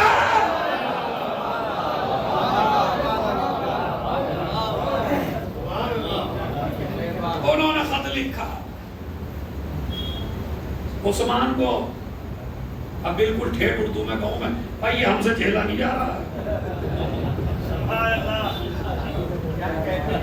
یہ کائے کے لیے بھیج دیا، میں نے تو لعنت پڑھوا کے علی پہ مجمع کو دور کیا تھا علی سے، اور اس نے تو فضائل پڑھ کے سب کو مولائی بناتا جا رہا ہے، بلاؤ اسے۔ اور نے کہا اسے خطرناک سے اونٹ پہ سوار کر کے بھیجو، ادھر خطرناک اونٹ پہ سوار کر کے ان کو بھیجا جا رہا۔ اچھا کیوں نہیں یہ بھی میں آپ کو بتاؤں کہ آخر اتنے شدید کیوں ہیں ولایت میں ابو ذر غفاری؟ اس کی مین وجہ آپ کو سنا دیتا ہوں، اس لیے کہ غدیر کے بعد جب مدینے میں اذان ہوئی اور اذان میں اس نے کہا اشہد ان امیر المومنین ولی اللہ، تو مدینے میں جیسے یہ آواز گونجی تمام صحابہ ان کو پکڑ کے لے آئے نبی کے سامنے اور آ کے کہنے لگے بدعت ہو گئی، بدعت ہو گئی، بدعت ہو گئی۔ دیکھیے ابو ذر نے کیا بڑھا دیا تھا، جیسے ہی نبی نے کہا کیا کہہ دیا، کہا آزاد میں علی ولی اللہ کہہ دیا ابو ذر نے۔ ایک مرتبہ نبی نے فرمایا کیا اتنی جلدی غدیر بھول گئے؟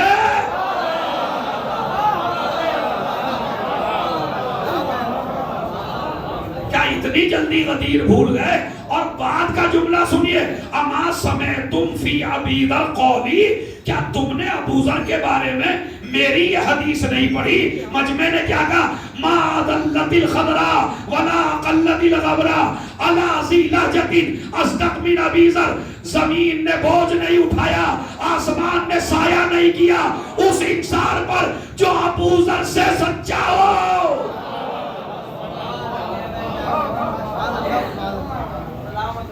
روئے زمین پر اگر سب سے بڑا کوئی ہے تو اس کا نام ہے ابو ذر۔ غدیر پہنچائی اور ولایت علی کا اعلان کیا، اور ولایت علی ہی کی وجہ سے کبھی شام سے نکالے جا رہے، کبھی مدینے سے نکالے جا رہے، پھر مدینے آ گئے۔ اب اتنی تکلیفیں اٹھانے کے بعد تو چپ ہو جائے۔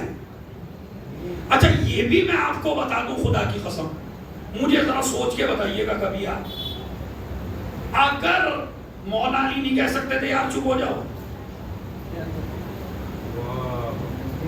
جہاں دوسروں سے تھا خود چپ تھے، ایک روایت نہیں بتاتی کہ علی نے روکا ہو۔ اس کا مطلب ہے ہر زمانے میں دو طرح کے لوگوں کی ضرورت ہے۔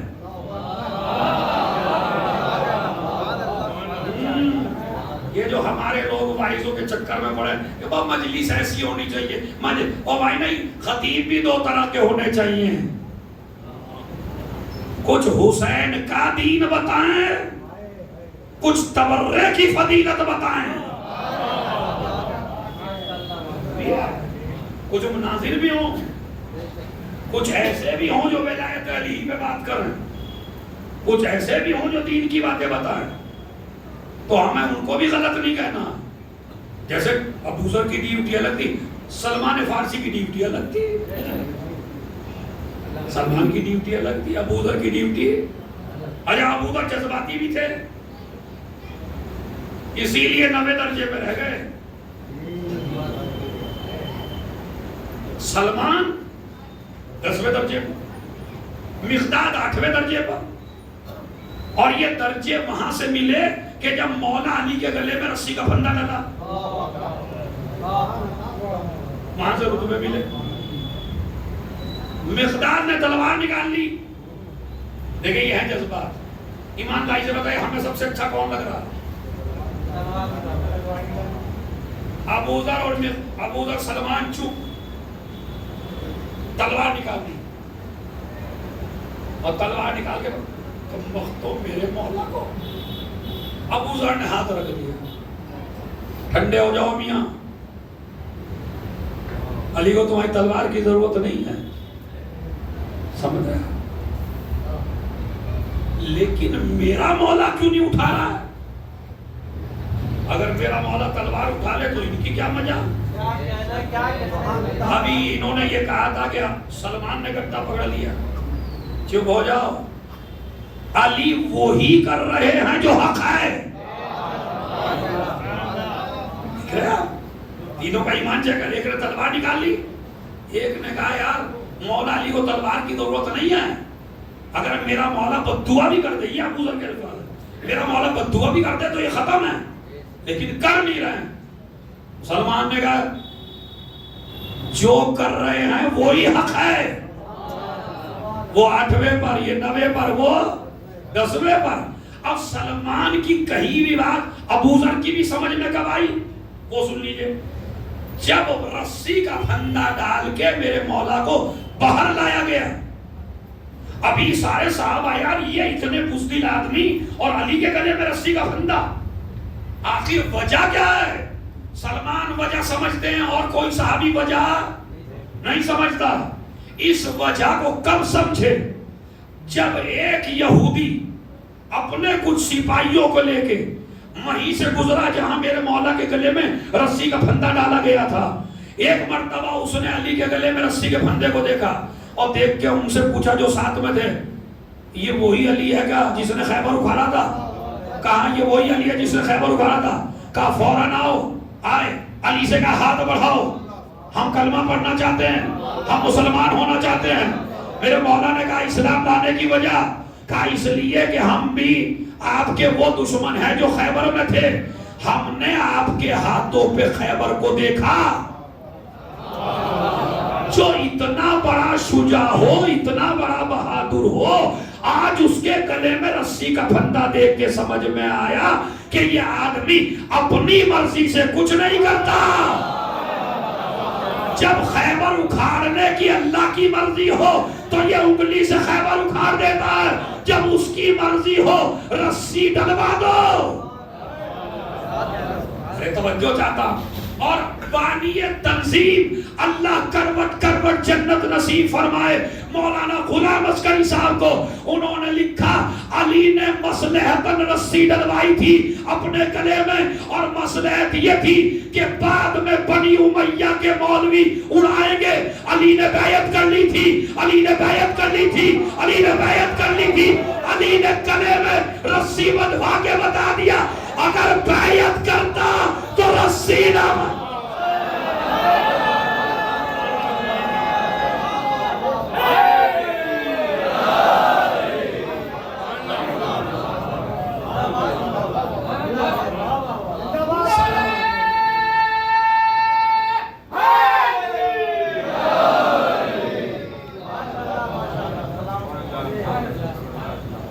تاریخ میں آئے گا نا بھائی. تاریخ میں لکھا جائے گا علی کے گلے میں رسی کا پھندا ڈالا. کیونکہ لوگ کیوں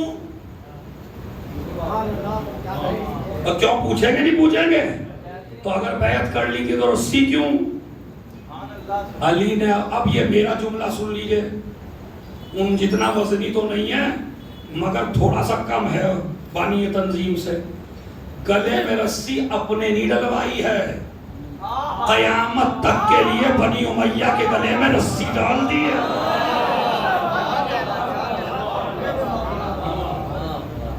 رسی ڈال دی ہے. تو ابو ذر سے سچا کوئی نہیں ہے روح زمین پر. اب دیکھیں ہر جگہ ہوتے ہیں صادق آل محمد امام جعفر صادق علیہ السلام کے سامنے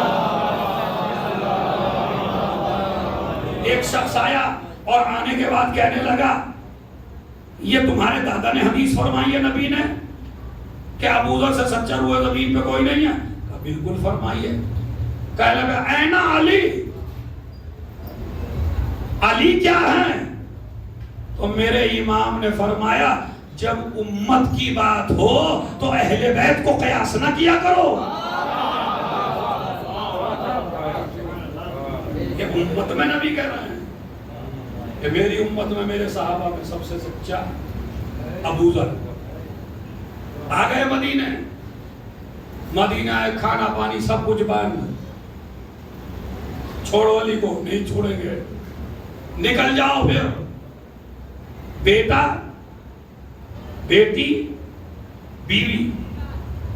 پابندی لگائی گئی خلیفہ ثالث کی طرف سے کہ کوئی آدمی الوداع کہنے نہ جائے ابو ذر کو، کوئی آدمی چھوڑنے نہ جائے. مگر روایت میں ہے کہ کوئی نہیں آیا. مولا علی آئے، امام حسن آئے، امام حسین آئے. خطبہ ہے نہج البلاغہ میں. ایک خطبے کی جھلک سنا دوں تمہیں تو خدا کی قسم سنیے. اب جتنی داد دینی مولا علی کو دیجئے. یا ابا ذر انکا غضبت للہ فرجو من غضبت لہ. اے ابو ذر تیرا غصہ صرف اللہ کے لیے تھا، اب اسی سے امیدوار جس کے لیے غصے ہوا تھا. اور بعد کا جملہ تو قیامت ہے. اے ابو ذر وہ اپنی دنیا کے چکر میں تجھ سے ڈر گئے. تیرا دین اتنا ہیوی تھا کہ ان کی دنیا پہ غالب آ گیا. جاؤ ابو ذر الوداع، ہم نے تمہیں خدا کو سونپا. اور یہ تو ہونا ہی ہے. ابو ذر نبی نے. اور کہاں بھیجیں گے؟ کہا ربضہ. ربضہ ایک جنگل، بھیانک جنگل، کچھ بھی نہیں، نہ پانی نہ کھانا، کچھ نکال کے بھیج دیے. بھوکا پیاسا یہ قافلہ 4 آدمیوں کو چلا. جنگل میں پہنچے، رک گئے. ربضہ پہنچ گئے. کہنے لگا یہی میری منزل ہے کیونکہ میرے نبی نے فرمایا تھا. کیسی جگہ ربضہ میں تمہیں موت آئی. جوان بیٹے کا انتقال ہو گیا. جوان بیٹے کو بوڑھے صحابی نے خود دفنایا. خود دفنایا ابو ذر نے اپنے جوان بیٹے اور کہا بیٹے گھبرانے کی ضرورت نہیں ہے، ہم بھی تمہارے پاس آنے والے ہیں. جوان بیٹے کا جنازہ اٹھانا آسان بات نہیں ہے. میرے مولا نے حور سے یہی کہا تھا، حور تو شجاع ضرور ہے لیکن جوان کا لاشا نہیں اٹھا سکتا. مگر ابو ذر نے جوان کا لاشا. بیوی کا انتقال ہو گیا. بیوی بھی عالم غربت میں چھوڑ کے چلی گئی. اب ایک بچی ہے اور آپ خدا ہے. ایک بچی ہے اور ابو ذر. کچھ دیر کے بعد باپ کی سانس پھولنے لگی. بچی باپ کے قریب آئی. بابا اس عالم غربت میں میرا کیا ہوگا؟ بابا اس عالم غربت میں مجھے کس پہ چھوڑ کے جا رہے ہیں؟ بیٹی میں نے تجھے خدا کے سپرد کیا، بیٹی میرا وقت آ گیا۔ کہا بابا میں کروں گی کیا اکیلے؟ کہا بیٹی جب میرا دم نکل جائے تو فلاں راستے پہ جا کے کھڑے ہو جانا، وہاں سے قافلہ گزرے گا، وہاں کہہ دینا میں ابو ذر کی بیٹی ہوں۔ روایت کہتی ہے باپ کا دم نکلا، باپ کے جنازے میں بیٹھ کر کے روئی تڑپ رہی ہے، کوئی پوچھنے والا نہیں ہے، کوئی سر پہ ہاتھ رکھنے والا نہیں ہے، کوئی تسلی دینے والا نہیں ہے۔ بلکتی بلکتی باپ کی وصیت یاد آئی، ایک سڑک کے کنارے کھڑی ہو گئی، ادھر سے مالک اشتر کا قافلہ گزر رہا تھا۔ مالک اشتر نے ارے جیسے ہی بچی کو تڑپتے دیکھا سینے سے لگایا، علی کے کمانڈر تھے، سینے سے لگایا، پیار کیا، میری بچی کیوں رو رہی ہے؟ اس کے منہ سے نکلا میں تو ابو ذر کی بیٹی ہوں۔ کہا ابو ذر جو نبی کا صحابی، کہا وہی ابو ذر نبی کا صحابی، کہا ہے، کہا وہ جنازہ پڑا ہوا ہے۔ ارے مالک اشتر نے غسل دیا، کفن پہنایا، نماز جنازہ پڑھی، احترام سے دفن کیا، بچی کو سینے سے لگا کے ساتھ لے گیا۔ میں کہوں گا شہزادی ارے باپ عالم غربت میں مرا، مگر مالک اشتر نے سینے سے لگا لیا، مگر 4 برس کی سکینہ باپ کے سینے پر شبر کا خنجر چل رہا ہے، بچی سینے سے لپٹی ہوئی ہے، شبر نے بالوں کو پکڑا، سکینہ کو الگ کیا۔ ارے سکینہ نے وہ منظر بھی دیکھا، ادھر کے گھوڑے ادھر، ادھر کے گھوڑے ادھر، اے میرے بابا۔ بس ایک جملہ سن لیجئے عزیزو، ایک مصیبت کا جملہ سن لیجئے۔ ارے ابو ذر کی بیٹی کے ابو ذر کا انتقال انتہائی عجیب حالات میں ہوا، لیکن بچی کو سینے سے لگانے والے تھے، پیار کرنے والے تھے، مگر شمر نے کیا کیا سکینہ کے ساتھ؟ شام غریبہ آئی، بچی کے گوشواروں کو دیکھا، اپنا نجیسات بڑھانا چاہا۔ سکینہ نے کہا سکی کی بیٹی کو دے دوں گی، زبردستی نہ نکال، آہستہ آہستہ اپنے ننھے ننھے ہاتھوں سے گوشواروں کو نکالنا چاہا، مگر ہاتھ کانپ رہے تھے۔ جب گوشوارے نہ نکلے شمر نے ہاتھ بڑھایا، کانوں کو چیرا، ارے بندوں کو چھینا۔ سکینہ نے ارے باپ کا رخ نہیں کیا، فرات کا رخ کیا۔ چچا ابا، اے میرے چچا، ارے جو آپ نے تحفہ دیا تھا۔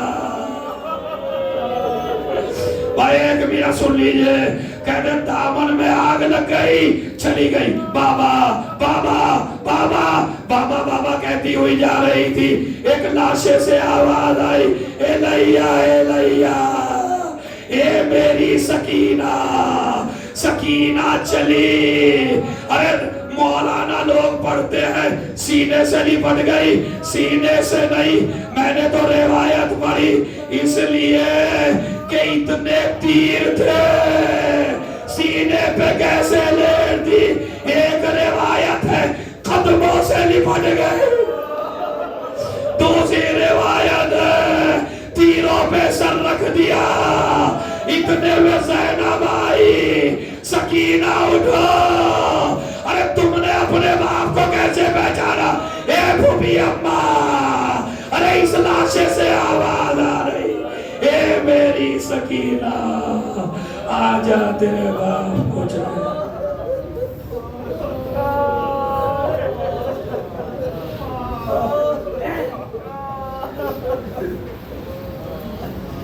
سَيَعْلَمُ الَّذِينَ ظَلَمُوا أَيَّ مُنْقَلَبٍ يَنْقَلِبُونَ اللهم اغفر للمؤمنين والمؤمنات والمسلمين والمسلمات الأحياء منهم والأموات تابع بيننا وبينهم بالخيرات إنك مجيب الدعوات إنك على كل شيء قدير۔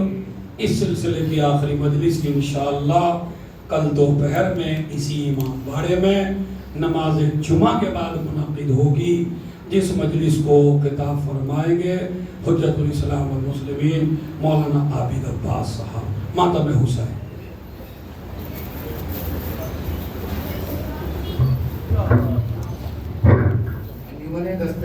عافیہ سے گزارش ہے کہ سرزنی اور ناخوانی کے لیے تشریف لائے. ماتم حسین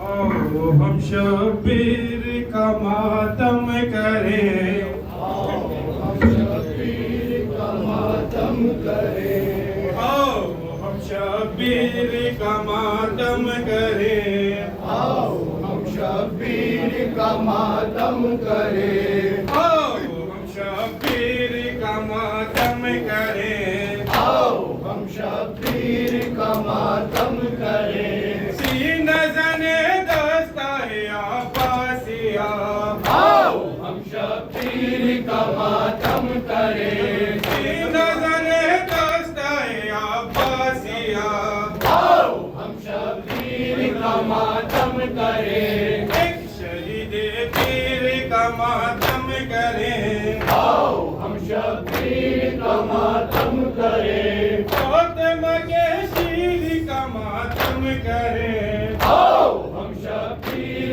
کا ماتم کریں, سینہ زنے دستہ عباسیہ, آؤ ہم شبیر کا ماتم کریں, جعفر و اصحاب و انصار حسین, جعفر و اصحاب و انصار حسین, جعفر و اصحاب و انصار حسین, جعفر و اصحاب و انصار حسین, ہر جوانوں پیر کا ماتم کریں, آؤ ہم شبیر کا ماتم کریں, سینہ زنے دستہ عباسیہ, آؤ ہم شبیر کا ماتم کریں.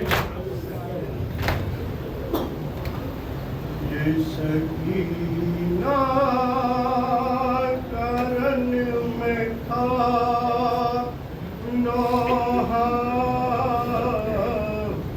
ابھی جاؤ کہاں ہو اے بابا, یہ سکینہ کرن میں تھا نوحہ,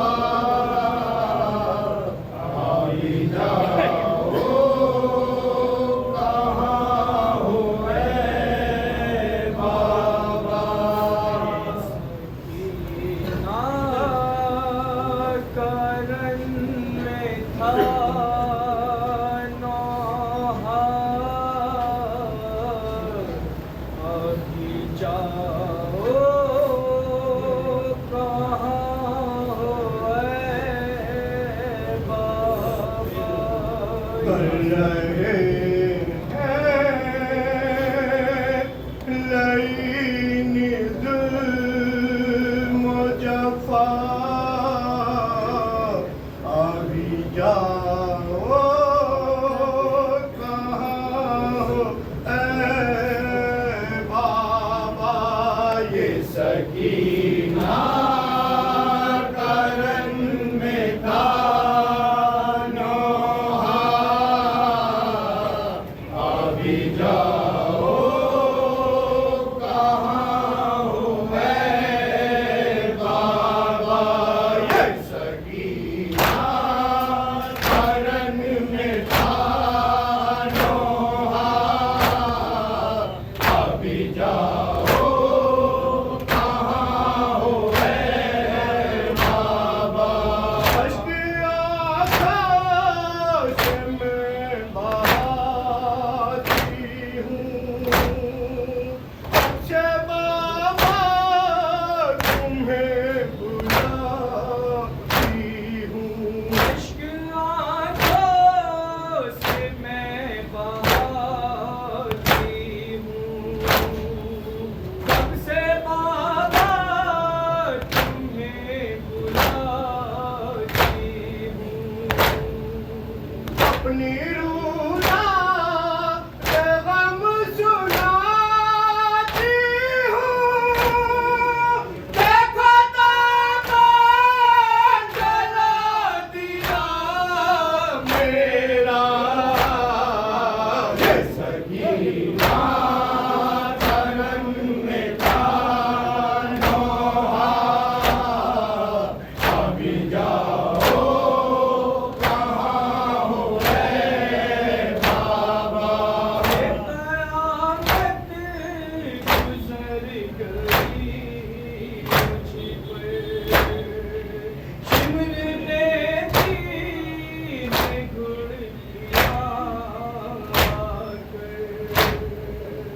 छीन कर ले आया मेरे बाहर और लाई दे तमाचा भी मारा ये सकीना करन में था नोहा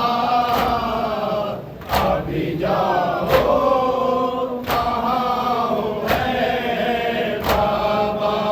आज सुबह की जब भी आती है मुझको रह के वो सताती है बाबा पहरा मुझे रुलाती है कैसी होगी जाने वो छुट्टियाँ ये सकीना करन में था नोहा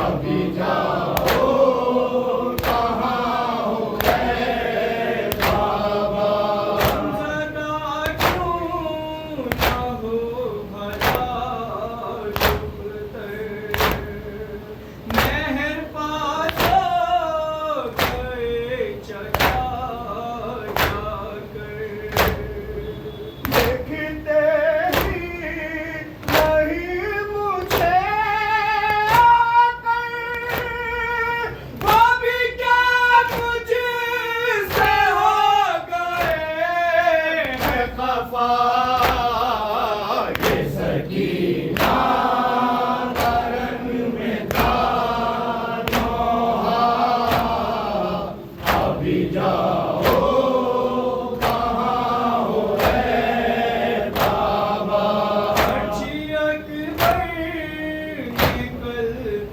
पर गाई मन में त्योरा के जब गिरा भाई मेरे कानों में ये सदा आई लीजिए फिर सलाम है बाबा ये सकीना करन में था नोहा अभी जाओ कहाँ हो गए बाबा मैं असगर को पाऊंगी कैसे उसको झूला झूलाऊंगी कैसे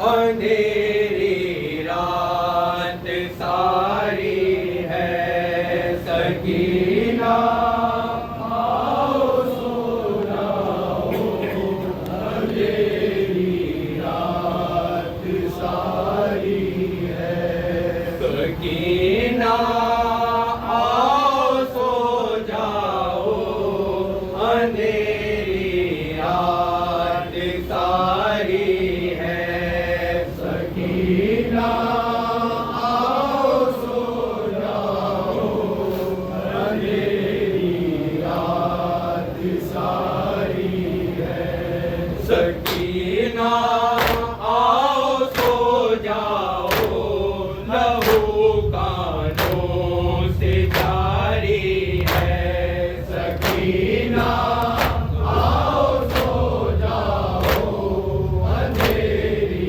رات ساری ہے سکینہ آؤ سو جاؤ لہو کانوں سے جاری ہے سکینہ آؤ سو جاؤ اندھیری رات ساری ہے میں یہ کہہ کے رو ہم یتیموں کا نہیں کوئی میں یہ کہہ کے رو ہم یتیموں کا نہیں کوئی ابھی زینب تمہاری ہے سکینہ آؤ سو جاؤ اندھیری رات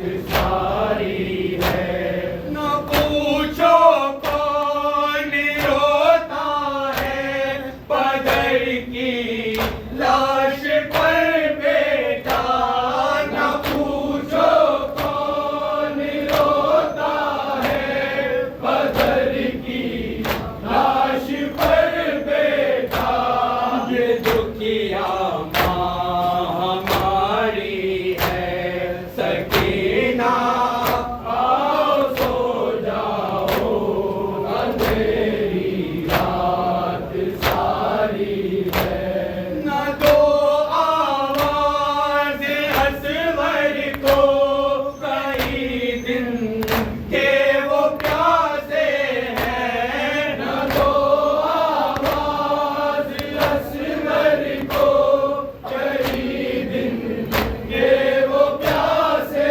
ہیں گلے پر زخم کاری ہے سکینہ آؤ سو جاؤ اندھیری رات ساری ہے یہی دعویٰ ہے شاکر کا کہ روزے حشر تک بھی یہی دعویٰ ہے شاکر کا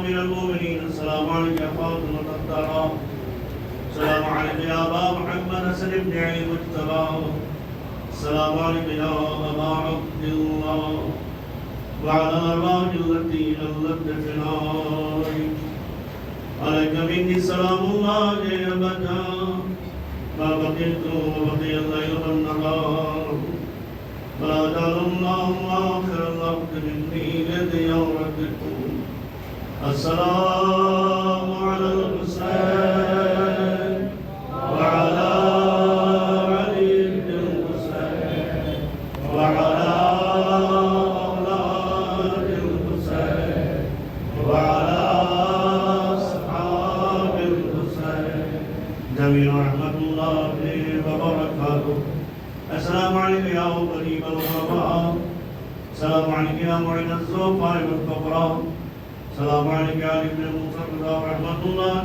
وبركاته السلام عليكم يا مولانا يا صاحب العصر والزمان السلام عليك يا خليفة الرحمن السلام عليك يا كعبة الإيمان السلام عليك يا إمامي وإمام الإنس والجان أجل الله تعالى فرجك وسأل الله تعالى مخرجك ونورك واجعلنا من أوانك وأنصارك ورحمة الله وبركاته